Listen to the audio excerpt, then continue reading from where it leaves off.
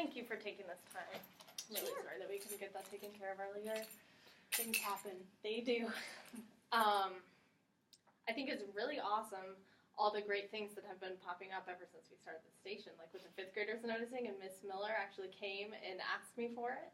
That was perfect. Yeah, it was really cool. Because I wasn't even doing the station in my classroom that day. They visited. So they saw you and your kids doing it. Cool. Yeah. Well, one of the things I thought was really neat in the video, it probably talks about that, but that the children were able to explain the station, and that was only the second day that they had done it. But they explained it beautifully. Yes. I love that. I thought that was actually really perfect thing for us to record, because the best way, I think one of the best ways to tell if a student's understanding something is if they can explain it verbally. And Josue did a great job. So this is really cool. Thank you. You too. All right. So I just have a few things that I want us to talk about as we think about how the station is going, how the kids are doing with their vocabulary. And one of the first things I wanted to apologize for is making them all be in one spot, because I know that probably made the conversations a little bit harder because they got a little jumbled up. Yeah, it was too many people. Like, in the future, it won't be like that. Yeah. We may have, we'll have people at that table doing stations, but they won't be with that whole group. Mm-hmm. Yeah, so they won't get distracted or anything. And what I was wondering was, how did you first initially teach it? Because I noticed you later in the video said, okay, the kids who did it here teach someone else. So did you just teach it to a small group first? Okay. So I started with 4 boys, and then I asked those 4 boys to separate and get more people. And so that's really how I'd like to continue actually teaching my stations, is doing it that way, because then I am able to explain it to that one core group. And many times my kids, the higher kids, are getting bored with stations because they're moving through them faster. And so they need some fresh stuff. And I think that gives them the opportunity to get what they're needing, but then also that they can teach other students how to do that. So, so I think I may do that sort of pattern more in the future. Yeah, I thought that was a really good idea, just because it's great for this. It helps empower the students to be able to teach a station to each other, and it's synergizing also too. So it seemed like a really smart way to do that. And I feel like that if they know that they may be the ones that are going to be teaching it, their engagement level initially and after that is different. Yeah, I'm sure it's a little bit higher because they're kind of like in charge of it a little bit. Yeah. Definitely.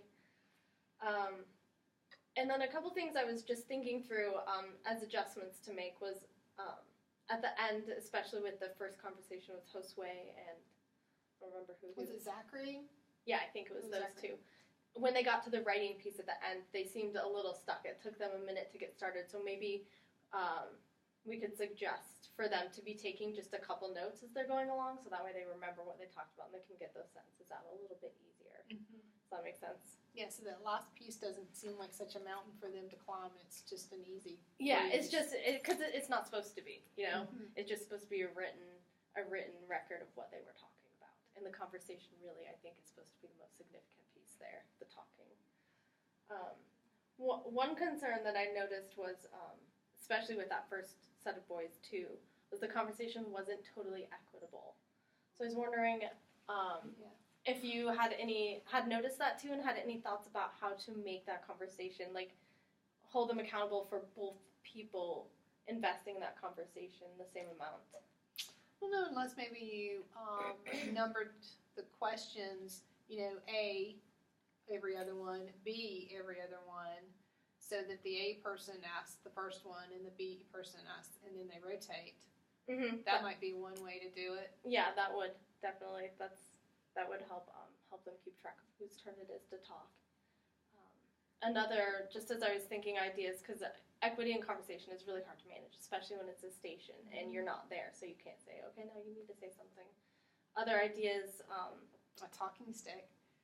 If they had a pencil between them and whoever has the pencil is the one who should be talking and they need to trade it off, That's a good idea too. I don't know if you have one, but I have one of those little Leader in Me totem pole things. Have you seen Yeah. those? Yeah, this is talking stick on it. That'd be a good idea. That'd be a fun addition to that station. I think they'd probably like that. And I was just wondering, they did a great job with engaging in this station, I thought, but do you think they know why they're doing it?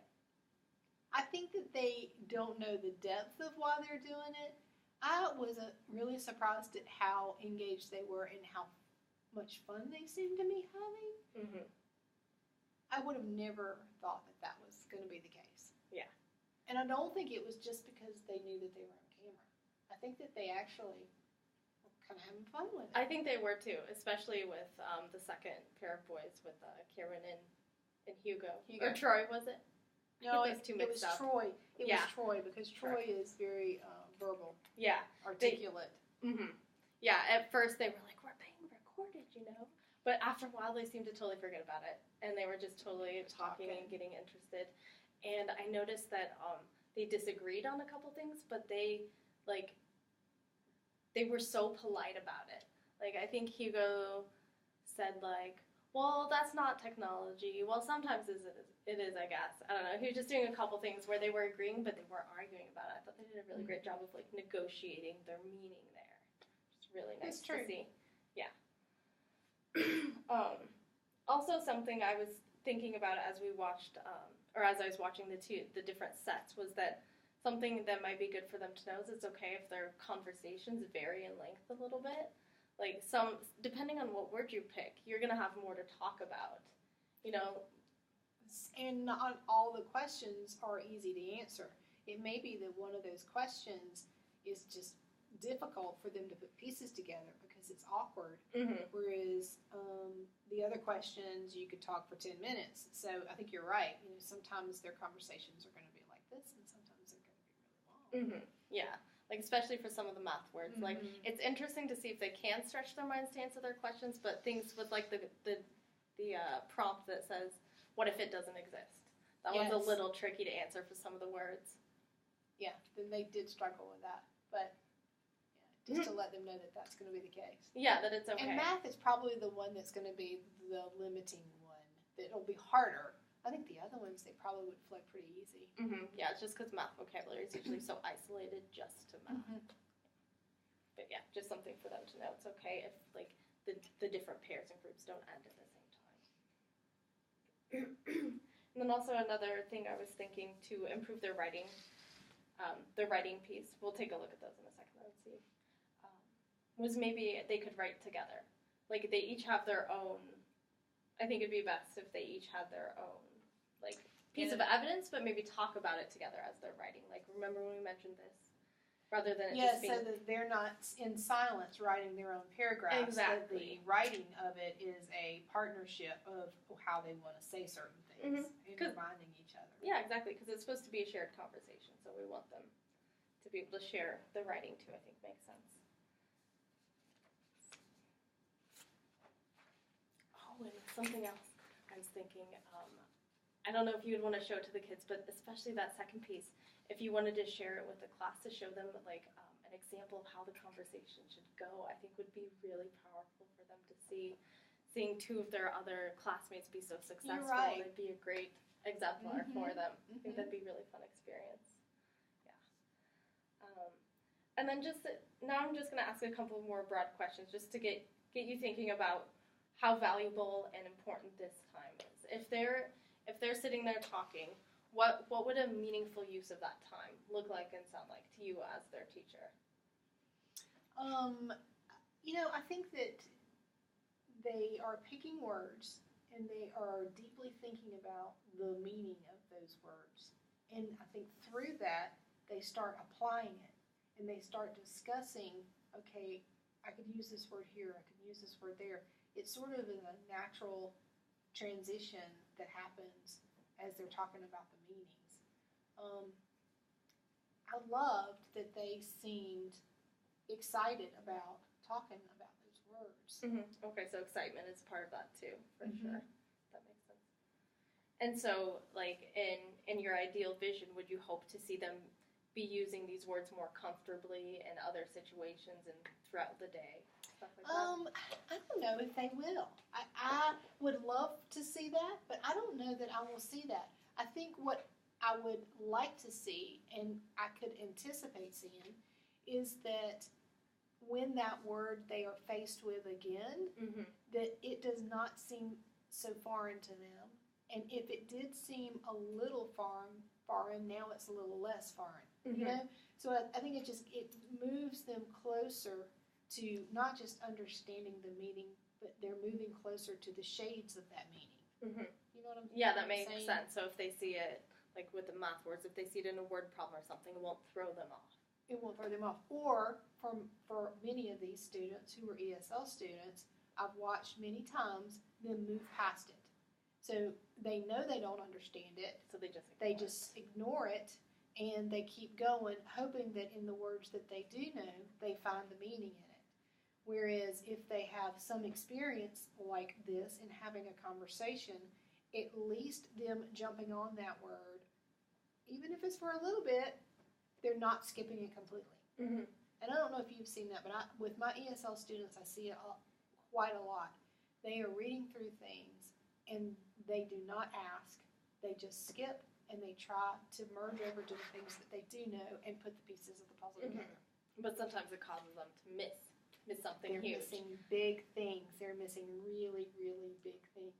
Like that the Gulf of Mexico is an ocean. You know, like I was watching that with one of my students today. It's like she had read through all that text. She had no idea. Mm-hmm. And so we started having a conversation about what that was and what that meant, that they were flying over. And so it surprises me how, and it's just survival. They're skipping over They it. can't stop. They can't stop on everything. It's too much.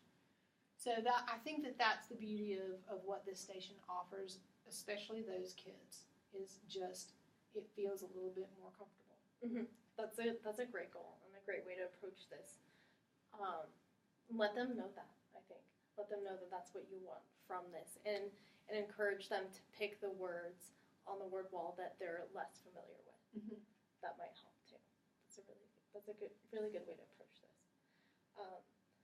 Using that idea, or that goal or that focus on this, how can you be sure that that's working or it's accomplishing that for your students?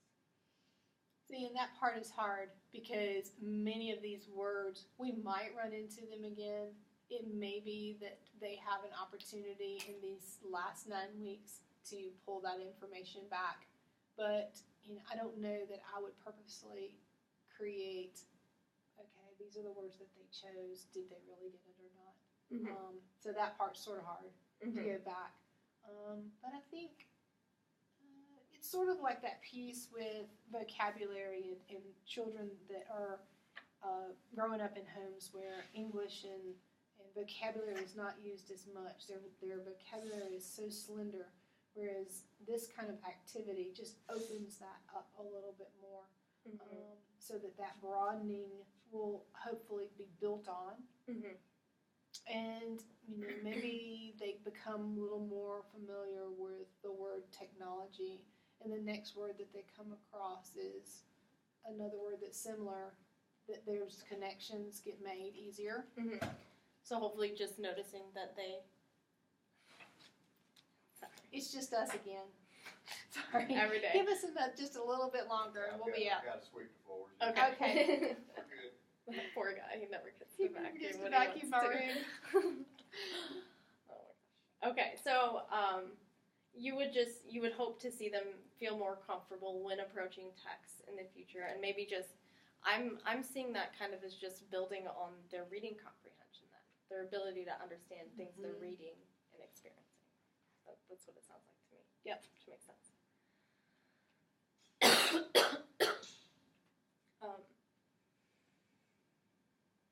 And I guess you already answered my last question here. I was just going to say, how can we use this to support specifically what you think their needs are? But if you think them skipping over the words and not being able to attack them like they should, that's their need, and that's what you're using with the station studies. The need of our kids, and we've talked about this so many times as a staff, is vocabulary. We're not just dealing with the language barrier, but we also are dealing with a socioeconomic challenge. And so the words that they are exposed to are quite limited. Mm-hmm. And anytime we can put these words in front of them, I think that it's moving them in the direction that they need to be moving. Yeah, definitely. And kind of like in a gentle way, forcing them to grapple with it. When in other situations they might want to just scoot by it. Well, and we talk a lot about, the whole, the movement happens through dialogue. And so, we talk about that in our classroom as far as talk about whatever it is for those few moments, and then we're going back and we're teaching, and then we ask them to talk. But that feels really different than taking words specifically and talking about those words implicitly than the dialogue that is happening all the time in our classrooms. Yeah, it's a different kind of conversation, It's for a different sure. kind of conversation. Mm-hmm. So I think that it's richer, and I think that it builds on, the words that they are choosing. They've had maybe dialogue about because of conversations within our classroom as we're teaching these things, but then to take that time specifically for that word, I think is a very good support. Yeah, I think that's really valuable.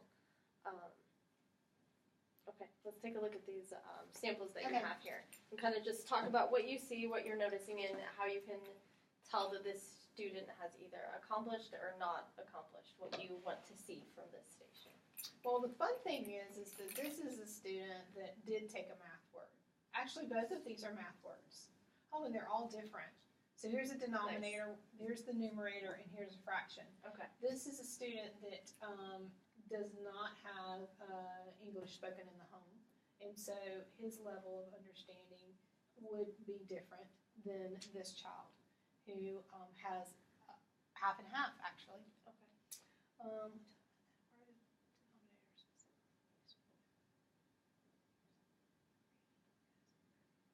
It would be very confusing. I don't use the word in reading because if we did, it would be very confusing.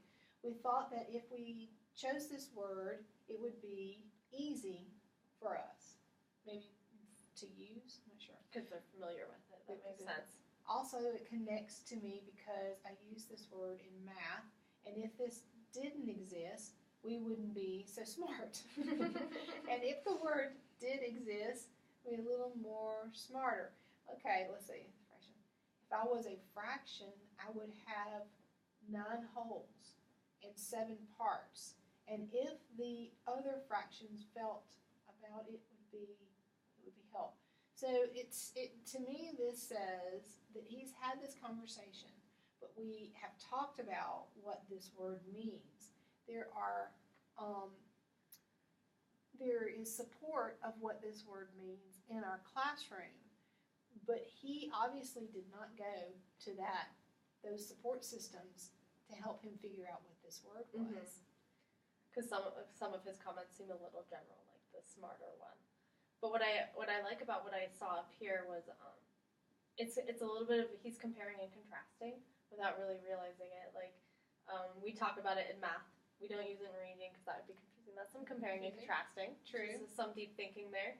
Maybe just you'd have to encourage him to be more specific and because this is a fine writing piece about the word, but maybe not so much about what his conversation was. What his conversation was. And I think that he probably knew what it was by some of what he says down here about the parts and the holes. Yep. But his explanation wasn't super clear. Yeah.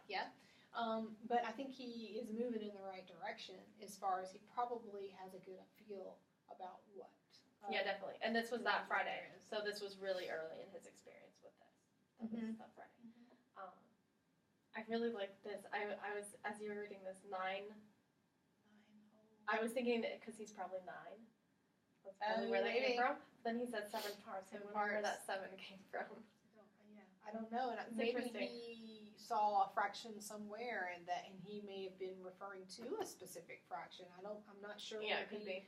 got these particular numbers, but these words are words that were used quite often in our classroom as we were, going through the process of teaching fractions, and so he's pulled those words back out. Yeah, that's really good. That shows understanding there with parts and wholes, for sure. Now, Hugo is a student that this child speaks quite a lot. All right, his dialogue happens nonstop. This fella is very, very quiet, and so I think that it is quiet because what is happening outside of school is probably pretty quiet. His world, I bet, is fairly quiet. It is important because we will be able to do decimals. Ooh, that's a good connection. Numerator and decimals. Wow. Yeah.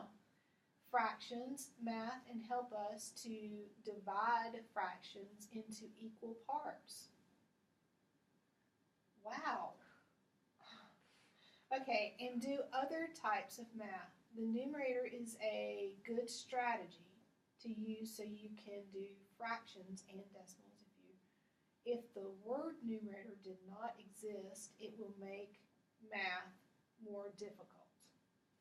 Interesting. So that's, it's not a lot, but for him, that was really a lot. I mean, looking at his work and his ability to, write about hummingbirds or write about anything that he actually knows a lot about, it is not easy for him to put those thoughts on paper. So this is awesome. And even compared to Zachary's, which is longer, he's got more of those specific terms that you would want to hear. Yeah, so even for him or for anybody, this is pretty good quality. And I think if we did make that change to have them talk while they're doing the writing, and remember to remind each other about what the conversation was, that would make this even a little bit richer, deeper. probably. Yeah. Cool. Wow, that's awesome. Nice. Yeah. Hugo. So these two students, I don't think they were not paired together. It didn't look like it. Cameron and Josue. and Josue. So this is two different partnerships that are, reflecting what was happening in these conversations, which is kind of neat. Yeah, that's awesome. So one thing to keep in mind then is that for different students, their evidence will look different. Yeah, definitely. Awesome. So I guess as you want to continue to use this, you like what you're seeing from the kids? After I did this station, I felt like, okay, I wonder what the life of a station is. Well, like how long? Yes. Yeah. What is the life of a station? Because this type of station is something that could be in place year-round. Yeah, you could just have it be a standby. It needs to be rotated in. And I thought, I would really like about 5 other of these kinds of, this type of a station to rotate around so that they were doing similar things, but that it felt different and they didn't really know that they were doing the same thing. So that was one of the things I thought about is like they were really having a lot of fun. I wouldn't want that richness to give out. I'd want to pull it before they started going, oh, I don't want to do that station, So what do you think you would start to notice that would make you think it's time to? Well, one of the things I noticed with that group, I guess there's 2 things I'm thinking about. One is having all of them at that table, you would think might create pandemonium, just because there's so many. But at the same time, I wonder if it actually created a level of excitement. And if they were in other places in the classroom, they might actually be disturbing other students more, because what was happening at that table was not quiet conversation. The dialogue was pretty excitable and they were fairly loud, but it was all really good dialogue that was happening. So, I don't know, part of me thinks that maybe they should all stay together so that it feels like a little chat circle and that excitement sort of stays. Yeah, now that you mentioned that, I'm actually thinking about it. It totally was an excited area, and also the boys could hear the person next to them. They weren't focusing on it, but I heard him say like, "Oh, you're doing numerator too." And I think it might have created like a little bit of positive competition there. Going on. Which is always a good thing to have. Well, and then the other thing that it did is by having it in the front of the classroom, that noise was in the front. the rest It's of us, taken up everywhere. yeah, we're sort of doing our thing. So I don't know. I guess I'd have to play with it in different ways. But I could see some positive aspects of having it sort of all together in a group. And kids, especially these kids, this group that we have, they love to talk so much. So I think playing on that strength with this station, I think that's going to keep them going for a while. And if you only have them, tell them don't do it more than twice a week, hopefully that'll make it last a little bit longer. Yeah, so that it has a little longer life. Yeah, and if we continue, with fresh vocabulary and exciting topics for them, things that they're interested in talking about, hopefully they can keep going. Yeah, it's a station that I just want to watch and see. And if I feel like it is losing its oomph, then I'll pull it. But it'll be interesting to watch to see, because we were using these words, and when we come back from spring break, we'll have those words for just a little while, and then they're going to disappear. And so that'll be an interesting test to see. They'll essentially only have a couple of weeks, and then we'll have new words. Well, how long does it last? Is a couple of weeks sort of the life of it? We'll see. I hope not. Do you like the concept of a talking station, though? Is that something you'd want to apply to different types of stations you're doing? Because just thinking about what you're saying with your ESL students, this is one of the best ways to reach them is through talking. And also, like you said, Hugo has a quiet home, so he needs to be talking while he's here, He needs to be talking a lot, and I feel like that the challenge is engaging them in stations where they are talking, but that it's easy for me to discern whether they are talking about the things that they should be talking about. Having everybody talking is a great thing when everybody's talking about what they're supposed to be talking about. But it is a little bit challenging to figure out who really is doing what. And I make these circuits. When you and I try to touch base and see where they are. But they totally know when I'm coming, and they totally know when I stand up that it is time to shift their conversation. I've watched them do it. And so some of those things, it's like, how do I create that? I need a little police force to go around and make sure I know.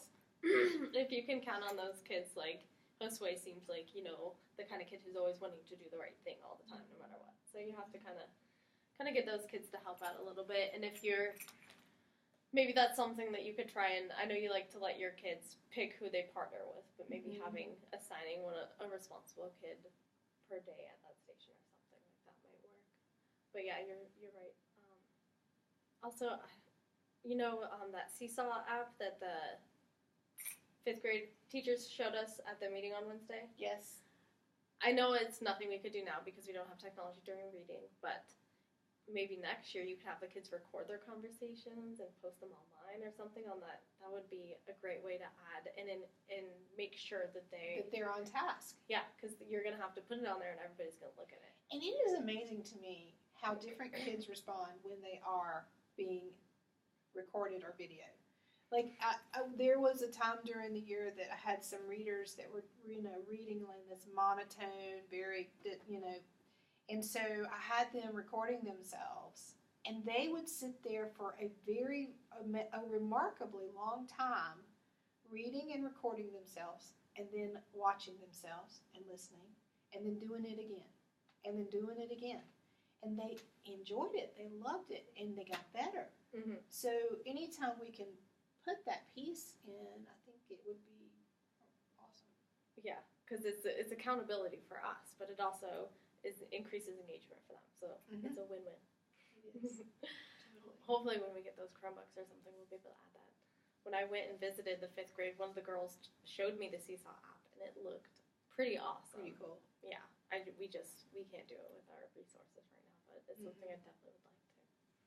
I think that'd be great for this, because then you can have other kids watching the video, and it helps them understand the words better, Right. There's just so many different applications and continuations of it.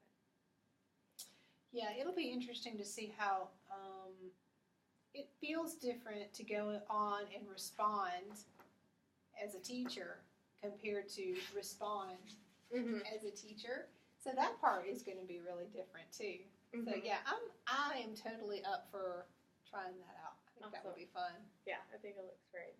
And once the kids get fluent with it, then it's mostly just them doing it, which I always like. Sure. They're doing the hard part. Absolutely. Yeah. Okay, well, you'll have to keep me updated on how this is going, and I'll continue to check in with you. Consider showing them the video. Just a little Yes. piece, I think, of Cameron and Hugo would be awesome for them to see, and I think it would make those two boys, just like burst inside. I Yeah. bet they would love it. They need that. And then maybe even, I always get a little concerned about showing student work as exemplars for my students, but maybe talking to Hugo, using this as an example to show them and just like highlight the great things he did here, talking about relating numerator to decimal, just how he's extended the word a little bit. Consider showing them that to get to higher idea. quality. Yeah. Okay, so you're happy with it though? You like it? Absolutely. Good. I'm really glad. I'm really glad that other people noticed it too. I was gonna say, it's not just I liked it. That was a perfect day. That it was like the stars just aligned right. That happened to be the day of the walkthrough, and that happened to be the day that they had done it just enough to feel that confident with it. So it was, that was good stuff. It was really nice.